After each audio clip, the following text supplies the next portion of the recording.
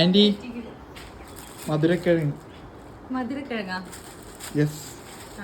ഇത് എവിടെ നടാ? നമ്മൾ പോളയത്തോട് പോയപ്പോ വാങ്ങിച്ചതാണ്. കൊള്ളാല്ലേ. നമുക്ക് മധുരക്കിഴങ്ങ് പുഴുങ്ങിയാലോ? പിന്നെന്ത് വേണോ? നിങ്ങൾക്ക് വേണോ? തെറ്റ്. അപ്പൊ നമുക്കേ വിവേകിന്റെ വീട്ടിൽ നിന്ന് കുറച്ച് മധുരക്കിഴങ്ങ് കൊണ്ട് തന്നിട്ടുണ്ട്. അപ്പൊ ഇന്ന് ഇവരുടെ വീട്ടിൽ ആരുമില്ല, അന്ന് പിള്ളേരൊക്കെ എന്റെ കൂടെ തന്നെ ഉണ്ടായിരുന്നേ.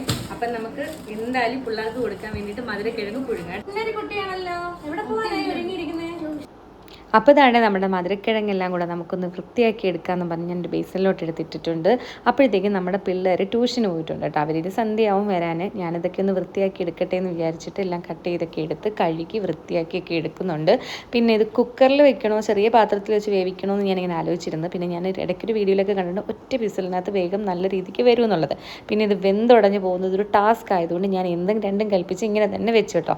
കുക്കറിൽ വെച്ച് ഒരു വിസിൽ നോക്കി ശ്രദ്ധിച്ച് നിൽക്കുകയാണ്. അല്ലെങ്കിൽ നമ്മൾ ആവശ്യങ്ങൾക്കാണെങ്കിൽ വിസിലടിക്കാനും പാടാണ്. ദാണ്ട് ഒറ്റ വിസിൽ കേട്ട പാടെ ഞാൻ കുക്കർ ഓഫ് ചെയ്ത് ഓപ്പൺ ആക്കി നോക്കിയിട്ടുണ്ട്. എന്തായാലും കുഴപ്പമൊന്നുമില്ലാണ്ട് നല്ല അടിപൊളിയായിട്ട് ഒറ്റ വിസിലിൽ തന്നെ നല്ലപോലെ വെന്ത് വന്നിട്ടുണ്ട് കേട്ടോ. പിന്നെ സ്പൂൺ വെച്ച് എടുക്കുമ്പോഴോ അല്ലെങ്കിൽ അത് ഇങ്ങനെ എടുത്ത് മാറ്റുമ്പോഴോ കട്ട വിരിഞ്ഞിട്ടോ വേറെ വിരിഞ്ഞൊക്കെ പോകുമെന്ന് ഞാൻ വിചാരിച്ചു. പക്ഷേ ഇല്ല, അത് നല്ല സെറ്റായിട്ട് തന്നെ വന്നിട്ടുണ്ടായിരുന്നു.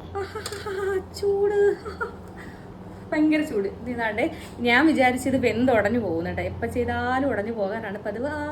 സെറ്റ് ചൂട്. അപ്പം ഇത് വെന്തിട്ടുണ്ട്. സ്പൂൺ വെച്ചൊന്നും കഴിക്കത്തില്ല കേട്ടോ. പക്ഷെ ഇച്ചിരി കൂടെ ഒന്ന് തണുത്തിരുന്നെങ്കിൽ കഴിച്ചേനായിരുന്നു. നല്ല ചൂടല്ലേ, അതുകൊണ്ട് ഞാൻ സ്പൂൺ വെച്ചെടുത്തു എന്നല്ലേ. ഭയങ്കര ചൂട്, സത്യമായിട്ട് ഭയങ്കര ചൂട്. നോക്കട്ടെ. സെറ്റ് പൊളിച്ച്. അപ്പോൾ ബൈ.